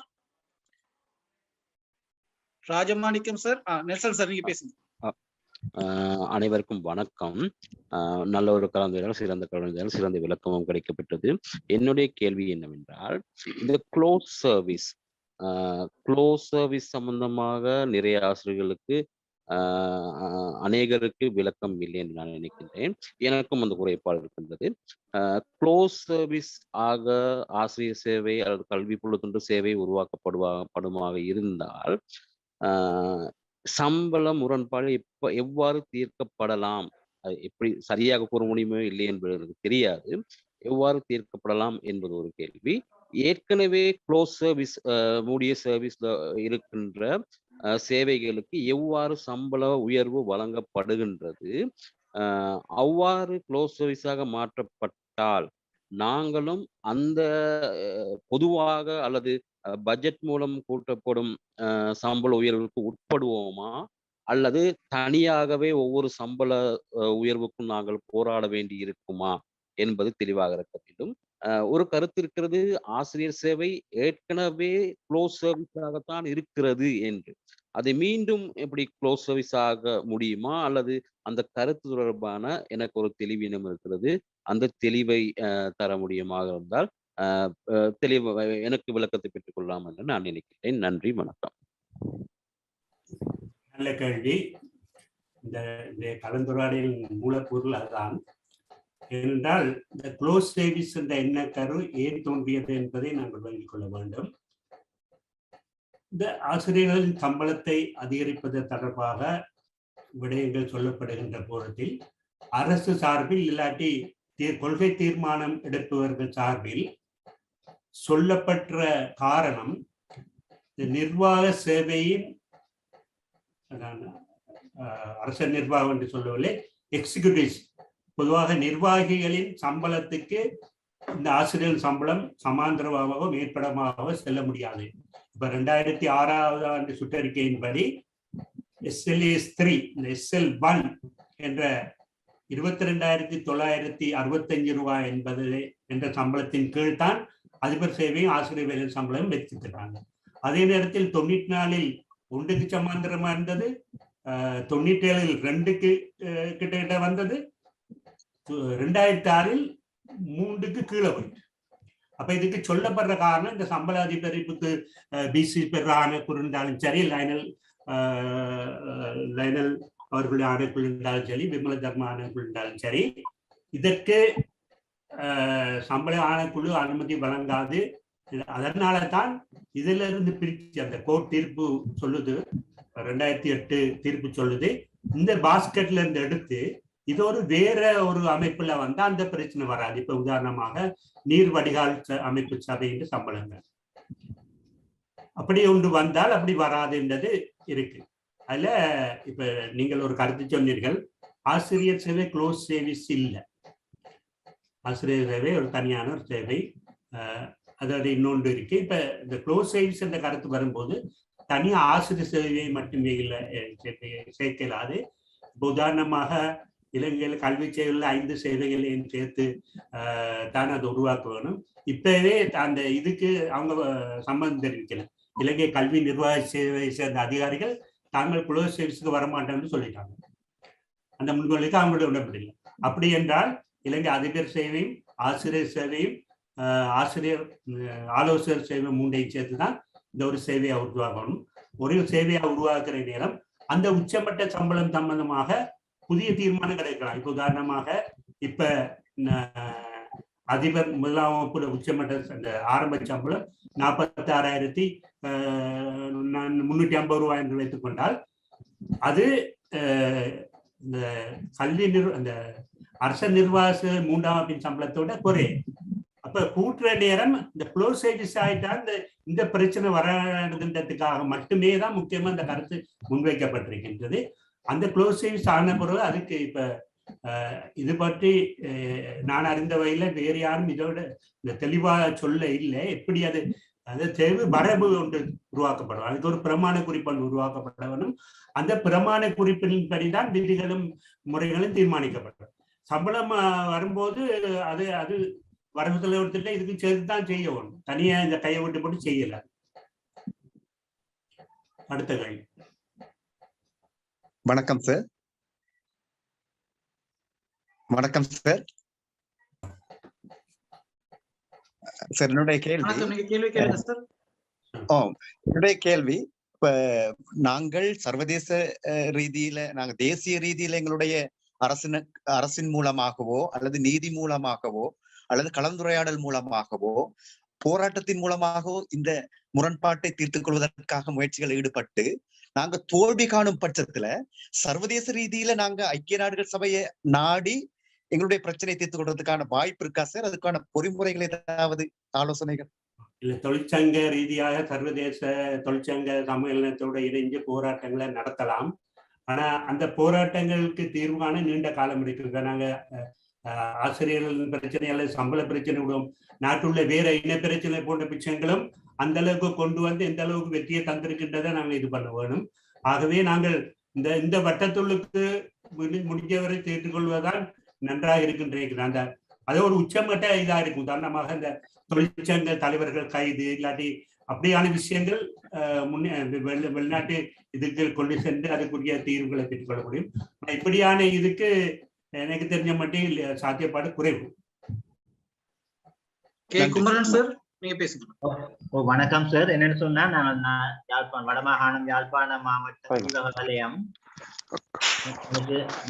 மிகவும் இனவர்த்தம் அடைக்கிறது. நாங்கள் இதுக்கு போதிய ஒத்துழைப்பு தர முடியாம இருக்கு. ஆனாலும் கூட 1964ஆம் ஆண்டு ILO யுனெஸ்கோ ரெக்கமெண்டேஷன் இருக்குது. அதுல ஒரு 56 நாடுகள் வைத்திருக்கு. அதுல இது சம்பந்தமான கருத்துக்கள் ஏதாவது கூற வைக்க இருக்குமா? அதன் பிரதிகள் எங்களுக்கு பெற்றுக்கொள்ளக்கூடியதா இருக்குமா? அத்தோட 1994ஆம் ஆண்டு வந்த ஆசிரியர் சேவை பிரமாண குறிப்பு, டீச்சர் சர்வீஸ் மினிட், இந்த கொப்பிகள் எங்களுக்கு கிடைக்குமா, எடுக்கக்கூடியதா இருக்குமா? முதல் நீங்க சொன்ன விஷயம் பற்றப்ப எனக்கும் தெளிவில்லை. ஆனா நானும் கேள்விப்பட்டிருக்கேன் அப்படியே ஒரு வரைவும் ஒரு சட்டத்திட்டம் இருக்குது. ரெண்டாவது விஷயம், இந்த பிரமாண குறிப்பின் பிரதிகள் நீங்கள் எடுத்துக்கொள்ளலாம். என்ற 95ஆம் ஆண்டு வந்தது, 97ஆம் ஆண்டு வந்தது. அதை நீங்க எடுத்துக்கொள்ளலாம் என்றால் அரச பிரசுர திணைக்களத்துல போய் என்ன விற்பனைக்கு அவங்க போட்டோகாபி அடிச்சு சைன் பண்ணி தருவாங்க. சசிதரன் சார் நீங்க பேசுங்க. சசிதரன் சார். Hello sir. சொல்லுங்க. என்னண்டா பெருமதிப்புக்குரிய அம்புஜாவுலா சார் அவர்களே, இனிய மாலை வணக்கங்கள் உங்களுக்கு குறித்தாகட்டும். மிகவும் சிறப்பான தெளிவான கருத்துக்களை தாங்கள் தந்துள்ளீர்கள். இருந்தாலும் எம்மிடையே காணப்படுகின்ற ஒற்றுமை இன்மையும் சங்கங்களினுடைய செயற்பாட்டுக்குரிய தோல்விக்கு வழிகோலாக அமைவதை தங்களது செயற்பாடுகள் சுட்டி காட்டிட்டு, ஏனெனில் சில பாடசாலைகள் செயற்படுவதும் சில பாடசாலைகள் செயற்பாடு இருப்பினும் இதற்கு அனைவரும் வகை கூற வேண்டும். நான் இலங்கை தமிழ் ஆசிரியத்தின் துணை பொதுச் செயலராக இருந்து கருத்தை தெரிவிக்கின்றேன். பல்வேறுபட்ட போராட்டங்களை அல்லது முரண்பாடுகளை நாங்கள் கல்வி அமைச்சிடம் எடுத்துச் செல்கின்ற பொழுது எமக்கு ஒத்துழைப்பு வழங்காது. தற்பொழுது போராட்டம் தொடங்கியது ஒரு பகுதி, இப்பொழுது தொடர்ந்து செல்வது ஒரு பகுதி. இருப்பினும் உண்மையான செயற்பாடை தாங்கள் முழுமையாக முன்வைத்தவைக்கு முழுமையான நன்றி அறிதலை தெரிவித்துக் கொள்வதுடன் இவற்றின் பால் நாங்கள் அனைவரும் ஒருங்கிணைந்து செயற்படுவதன் மூலம் எதிர்காலத்தில் சிறப்பான வெற்றியை வழிசமைக்கலாம். அதற்கு தங்களை போன்ற உயர்ந்த உள்ளம் படைத்தவர்களது ஒருங்கிணைப்பு மிக அவசியம் என நான் கருதுகின்றேன். எப்பொழுதும் உங்கள் அன்புள்ளவனாக கருத்துக்கு தங்கள் பதிலை எதிர்பார்த்து உரை வருகின்றேன். உண்மையில் நல்ல விஷயம். இதை பற்றி சொல்லும் போது நான் 1994ஆம் ஆண்டு ஆசிரியர் சேவை இறுதி வரைவு பற்றி சொல்லியிருந்தேன். அப்போது 12 தொழிற்சங்கங்களில் மிக முக்கிய பங்காற்றிய தொழிற்சங்கங்களாக இலங்கை தமிழ் ஆசிரியர் சங்கமும் இலங்கை இஸ்லாமிய ஆசிரியர் சங்கமும் இருந்தது. அவர்களுடைய கருத்துக்களை முன்வைத்தார்கள், ஏற்றுக்கொண்டார்கள். அதற்கு பின்னர் நடைபெற்ற சில போராட்டங்களிலும் இது பண்ணாங்க. இந்த யுத்த சூழ்நிலைக்கு பிறகு தொழிற்சங்கங்கள் செயல்பாடு வடபகுதியில் குறைந்து விட்டது. உண்மையிலே நான் கடந்த தொழிற்சங்கங்களுடன் கலந்துரையாடி நடத்தியிருக்கிறேன். தற்போது உள்ள தொழிற்சங்க தலைவர்களோடும் ஒரு பாலமாக இருக்கின்றேன். அந்த வகையில் நாங்கள் எதிர்காலத்தில் இன்னும் கொஞ்சம் ஆழமாக சிந்திக்க வேண்டும். ஏனென்றால் இந்த ஊடக அறிக்கைகளால் ஒன்றும் நடக்கப் போவதில்லை. நடைமுறையில் நாங்கள் ஒன்றிணைந்து போராட்டம், அதான் நான் சொன்னேன், எந்த சங்கம் என்று முன்னிலே இயங்குகின்ற சங்கத்தில் நாங்கள் அங்கத்தராக இருந்து ஒரு வெகுஜன போராட்டத்தில் ஈடுபட வேண்டும். அதுவே முக்கியமானது. அது மொழி ரீதியாகவோ அல்லது இன ரீதியாகவோ என்னவாக இருக்கலாம். ஆனால் உண்மையிலே நேர்மையாக இயங்குகின்ற சங்கமா இருக்க வேண்டும் என்பதுதான் எனது கருத்து. குணா சார். சார் வணக்கம் சார். நான் உங்களோட ஒரு மாணவன் சார். இணைய வழியில தொடர்பு கொண்டு இப்ப கற்று அதிபர் சேவைக்கு வந்த ஒரு மாணவன் சார். என்ற வினா என்னன்னு சார், உண்மையிலேயே இந்த அதிபர் சேவையில இருப்பவர்களுக்கு இந்த சுபோதினி அறிக்கை வந்து பாதிப்புகளை ஏற்படுத்தும்னு ஒரு கருத்து முன்வைக்கப்படுகிறது. அது பற்றி உங்களுக்கு கருத்தை தெரிந்து கொள்ள விரும்புகிறேன் sir. Thank you very much sir. தெளிவாக நான் சொல்லி இருக்கிறேன். ஏண்டா இந்த ஒரு கோர்ட் தீர்ப்பு இருக்கு. நான் அதை சொன்னேன். அதிபர் சேவை முதலாம் வகுப்புக்கு ஆசிரியர் சேவை முதலாம் வகுப்பை விட ஒரு படி கூட இருக்க வேணும்ன்றது. ரெண்டாவது விஷயம் என்னடா, அந்த படிநிலை தீர்மானிக்கும் போது 1, 2, 3 தீர்மானிக்கும் போது அதுக்கு சமாந்தரமா இதை வைப்பது தவறானது.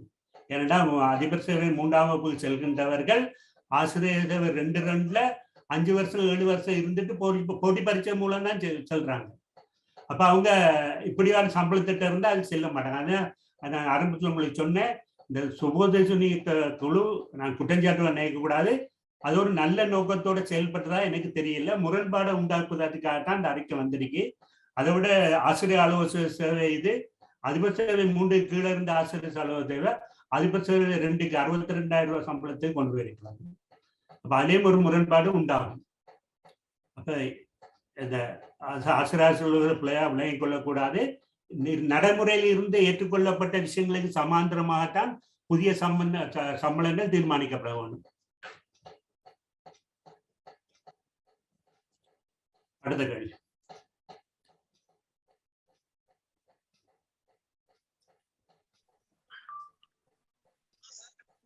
சசிதரன் சார்.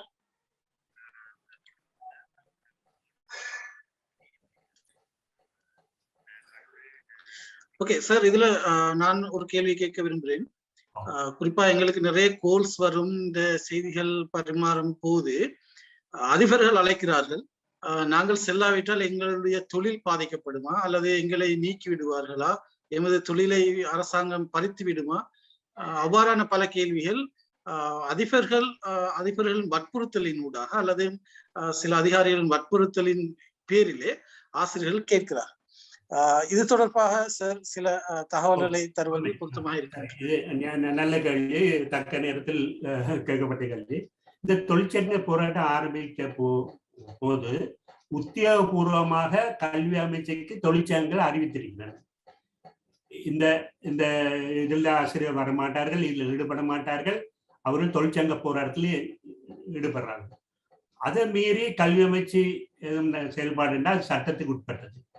இப்போ அடுத்த உள்ள பிரச்சனை அதிபர்களுடைய பிரச்சனை, அது இக்கட்டான பிரச்சனை. இந்த அதிபர் சேவையை பொறுத்தவரையில அவர்கள் அதிகாரிகளோடு ஒன்றிணைந்து போக வேண்டிய இக்கட்டான நிலையில் இருக்கின்றது. சில நேரம் கடமை நிறைவேற்றும் அதிபர்களுக்கு இன்னும் இக்கட்டான சூழ்நிலை இருக்கிறது. அவர்கள் சில நேரம் தொழிலுக்கு பயப்படுகிறார்கள், சில நேரம் இது தெளிவாக இல்லாமல் இருக்கிறார்கள். ஆனால் கொழும்பு உள்ள மிக பிரபலமான பாடசாலை உட்பட பல நாட்டில் உள்ள பெரும்பாலான பாடசாலைகள் போட்டு மூடி கிடக்கிறது. அப்ப நாங்கள் சிறுபான்மையினர் மட்டும் இதை பற்றி வர எல்லாருக்கும் வர்ற தீர்ப்பு வரும். ஆனா அந்த இவர் தெளிவா சொல்லி இருக்கிறாரு, அமைச்சரவை பேச்சாளர் ரமேஷ் பத்திரன் அவர்கள் தெளிவாக சொல்லியிருக்காரு, நாங்கள் ஆசிரியர்கள் வேலையிலிருந்து நீங்கிக் கொண்டவர்களாக கருத மாட்டோம் என்று. ஆகவே இது சட்டபூர்வமாக தொழிற்சங்கத்தால் அறிவிக்கிறது. தொழிற்சங்கத்தை அங்கத்தரா இருந்தாலும் சரி, அங்கத்து இல்லாத இருந்தாலும் சரி, அப்படி ஒரு பிரச்சனை வரும்போது தொழிற்சங்கங்கள் இதில் ஈடுபட்டு அதுக்குரிய தீர்வுகளை கண்டுக் கொடுக்கும்.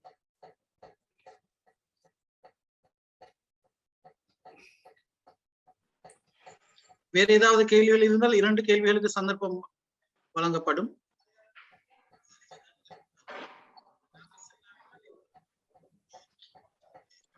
நூரி சார், நீங்க மைக்க அன்மியூட் பண்ணிட்டு பேசுங்க.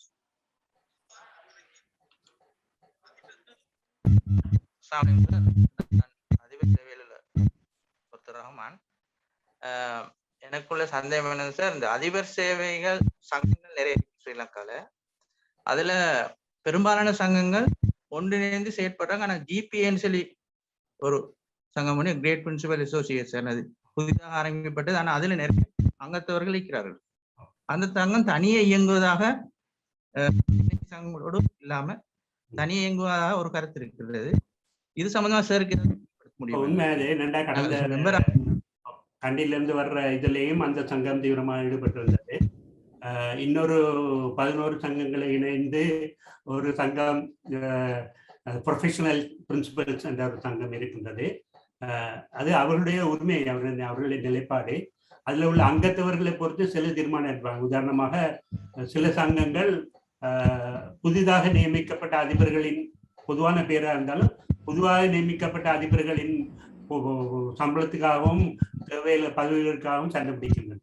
இப்போ உதாரணமாக கடந்த முதலாக நியமிக்கப்பட்ட அதிபர் சபைக்கு நியமிக்கப்பட்ட சங்கத்தின் ஸ்தாபக உறுப்பினராகவும் நீண்ட காலம் தலைவராகவும் இருந்த எனது அனுபவத்தில் அப்போது ரெண்டே சங்கம் இருந்தது. எங்களது தரம் பெற்ற அதிபர் சேவை சங்கமும் அகில இலங்கை அதிபர் சங்கமும் தான் 2 சங்கம் இருந்தது. அப்ப எங்களோட போராட்டங்களை, நியாயமான போராட்டங்களை நாங்கள் வெற்றி கொண்டிருக்கோம். இன்று பல திசையில திருந்து பாண்டை பார்த்தேன் 14 சங்கத்துல பேர் இருக்கு. அப்ப அவருடைய பேர்களை பார்க்கொள்ளே விளங்குது அது குழுக்கள் தான். 8 பேர் சேர்ந்தா ஒரு தொழிற்சங்கத்தை உருவாக்கலாம் என்ற அடிப்படையில குழுக்களாக இருக்கின்றது. ஆனா பொதுவான ஒரு நிலைப்பாட்டுல வந்தால் எல்லா சங்கங்களும் உண்டா சேர்ந்துங்கிறது தான் மிக பொருத்தமானதா இருக்கு. சார், இதுல 2 கேள்வி செக் பாக்ஸ்ல கேட்டிருக்கிறாங்க. முதலாவது கேள்வி, நாங்கள் தொழிற்சங்கங்களின் அங்கத்துவம் இல்லாத ஆசிரியர்கள், எனவே எங்களுடைய நிலை என்ன? முதலாவது கேள்வி அது. தொழிற்சங்க நான் ஒரு கருத்து நான் முந்தையே அழுத்தி சொன்னேன். நாங்கள் ஆசிரியர்கள் இருந்தாலும் சரி, மிக உயர்ந்த பதவி இருந்தாலும் சரி, நாங்கள் உழைக்கும் வர்க்கத்தை சேர்ந்தவர்கள். எங்களுக்கு சம்பளம் வழங்கப்படுது, எங்களுக்கு உரிமைகள் தொழிற்சங்க சட்டங்களின்படி எங்களுக்கு உரிமை இருக்கு. அப்படி நாங்கள் இருக்கும்போது எங்களோட பாதுகாப்புக்கு ஏதாவது ஒரு தொழிற்சங்கத்துல அங்கதான் இருக்கணும். அதான் நான் ஒரு பேரை குறிப்பிட இல்லை, பொதுவா சொன்னேன், இயங்குகின்ற நேர்மையான தொழிற்சங்கம் ஒன்ற அங்கத்தவரா இருக்க வேணும்ன்றது முக்கியமான விஷயம். அந்த வகையில அண்மை போராட்டங்கள் சம்பந்தமான தொழிற்சங்க அறிக்கையில கவனிச்சு பார்த்தா, நீங்க அங்கத்தவர் இருந்தாலும் சரி இல்லாட்டியும் சரி, உங்களுக்குள்ள பிரச்சனைகளுக்கு அங்க முகம் கொடுப்போன்ற வாக்குறுதியை தொழிற்சங்கங்கள் வழங்கி இருக்கின்றன. அதை நாங்க ஒரு முக்கிய கருதுகோளா கொள்ளாம ஏதாவது ஒரு தொழிற்சங்கத்துல நாங்கள் அங்கத்தவரா சேர்ந்து கொள்ள வேண்டும். அதுங்களுக்கு பாதுகாப்பானது. கடந்த 2 தினங்களுக்கு முன்னர் 44 பேரை போலீசார் கைது செய்தார்கள். நான் அந்த கோர்ட்டுக்கும் பின்னாலேயும் எல்லா தொழிற்சங்க தலைவர்களும் அவங்களுக்கு பின்னால ஓடி அந்த விஷயத்தை சாத்தியப்படுத்தி கொண்டார்கள் சாதகமா. ஆகவே நாங்கள் தொழிற்சங்க சேர மாட்டோம் இல்லை, ஏதாவது சேர்ந்து கொண்டிருக்க நல்லது. சார், இன்னொரு கேள்வி. இப்ப கடந்த வாரம் கல்வி அமைச்சின் செயலாளரின் அறிக்கையின்படி அல்லது அழைப்பின் பேரில் ஆசிரியர்கள் சென்றிருக்க வேண்டும். ஒரு வாரமாக ஆசிரியர்கள் செல்லவில்லை.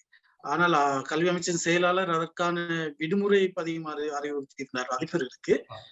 இந்த கடந்த வாரத்தின் நிலை என்ன? ஆசிரியர்கள் கடமைக்கு செல்லவில்லை, அவருடைய நிலை என்ன? விடுமுறை பதியப்படும். கடந்த வார கலந்துரையாடலின் போது கல்வி அமைச்சு செயலாளர் வாக்குறுதி அளிச்சிருந்தார், தான் அந்த கடிதத்தை வாபஸ் பெறேன்.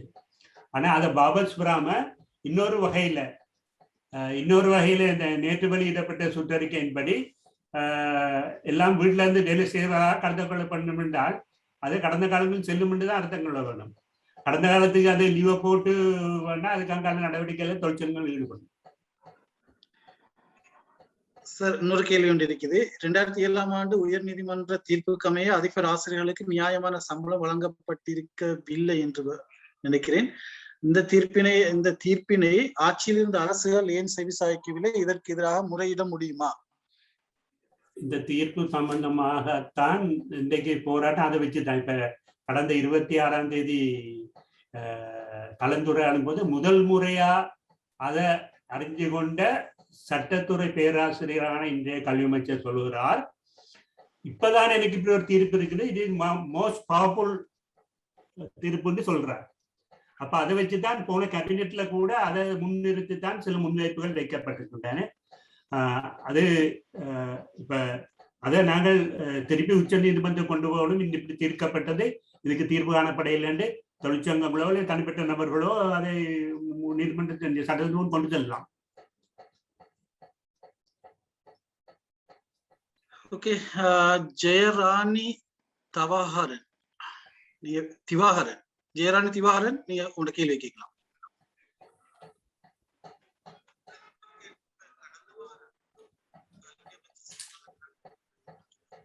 ஜெயராணி டீச்சர், நீங்க பேசலாம். அன்மியூட் பண்ணிட்டு பேசுங்க. வணக்கம் சார்.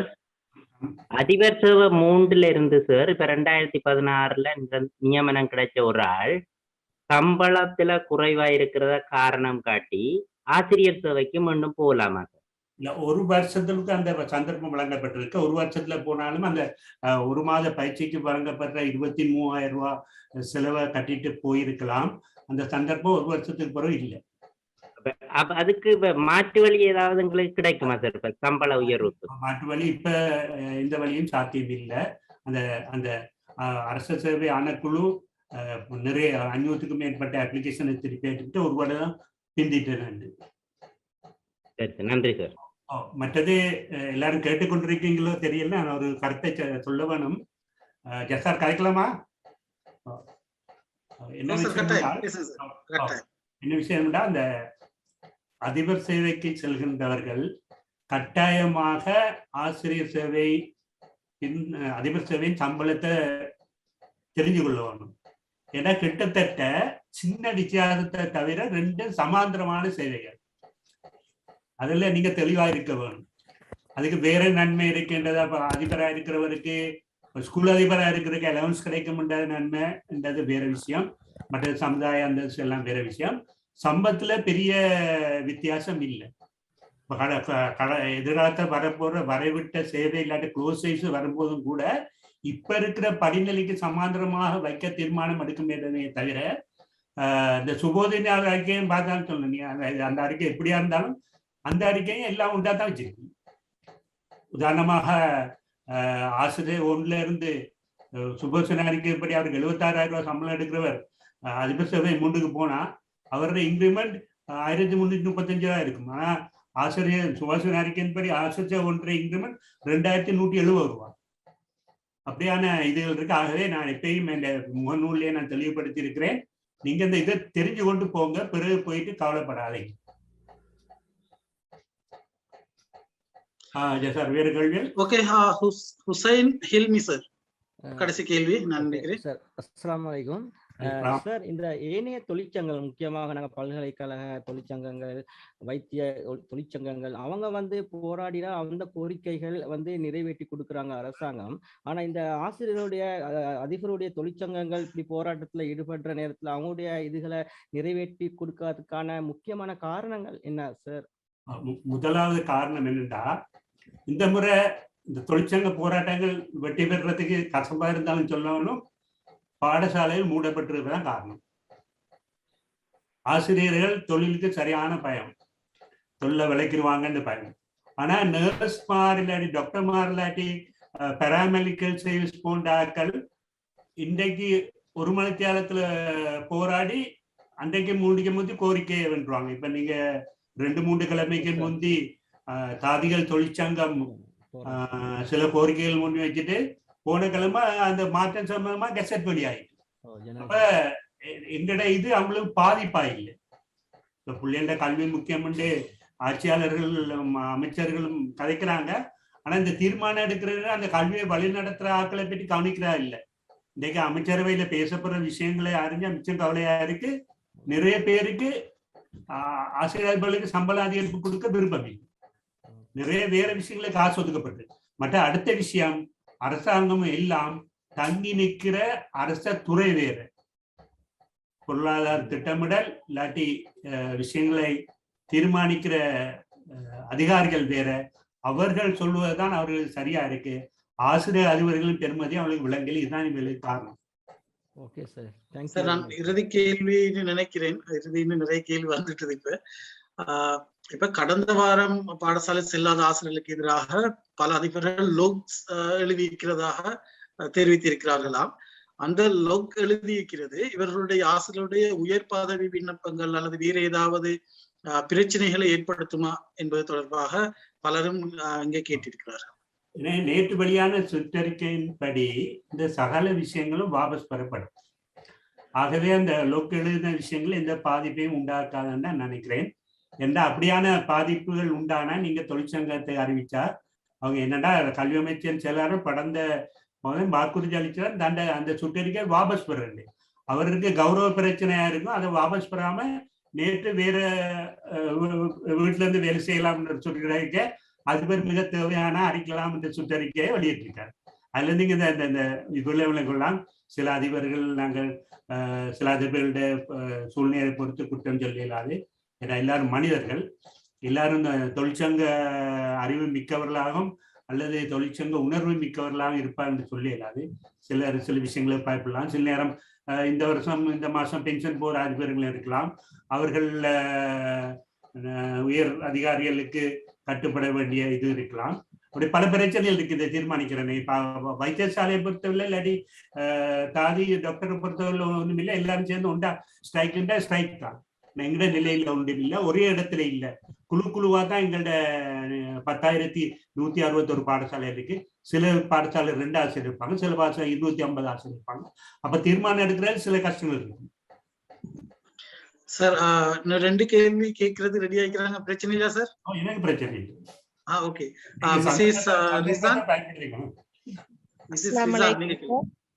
அஸ்ஸலாமு அலைக்கும் சார். நான் மிஸ்ஸஸ் ரிசான். என்ற கேள்வி என்னன்னா சார், உங்களுடைய அனுபவத்தின் அடிப்படையில உங்களோட கண்ணோட்டத்துல இந்த போராட்டத்தின் எதிர்காலம் எப்படி இருக்கும்?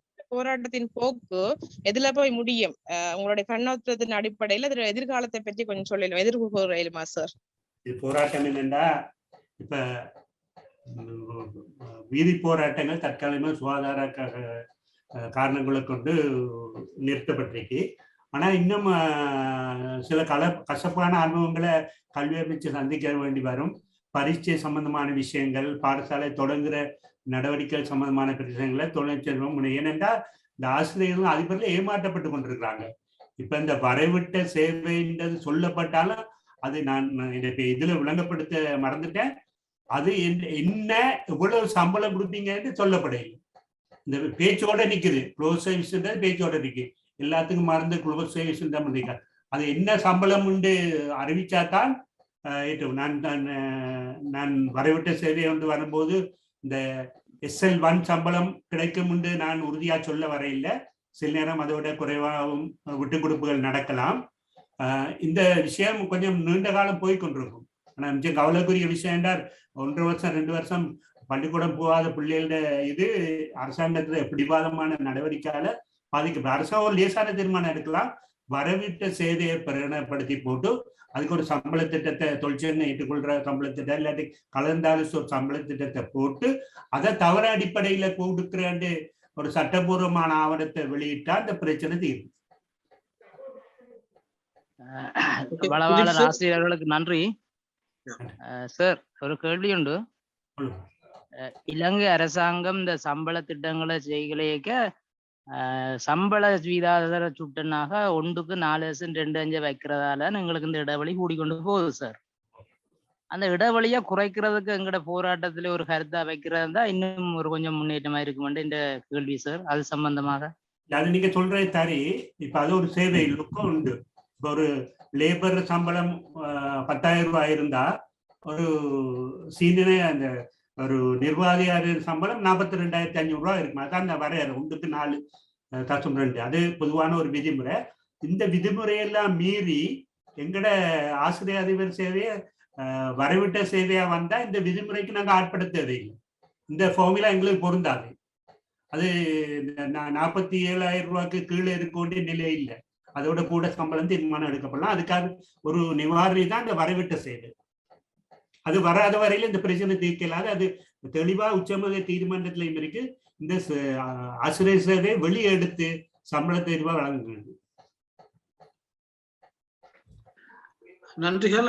இங்கே சாட் பாக்ஸிலே மக்கள் ஆசிரியர் சங்கம், இலங்கை ஆசிரியர் சங்கம், இலங்கை ஆசிரியர் சேவை சங்கம் ஆகியவற்றின் விண்ணப்பங்களை பெற்றுக் கொள்வதற்கு அல்லது அவர்களுடன் இணைந்து கொள்வதற்கான விண்ணப்பங்கள் பகிரப்பட்டுள்ளன. உங்களுக்கு பொருத்தமானவற்றில் நீங்கள் இணைந்து கொள்ளலாம். அது உங்களுடைய தனிப்பட்ட விருப்பங்கள். இத்தோடு நாங்கள் இந்த அமர்வு நிறைவுக்கு கொண்டு வரலாம் என்று நினைக்கின்றேன்.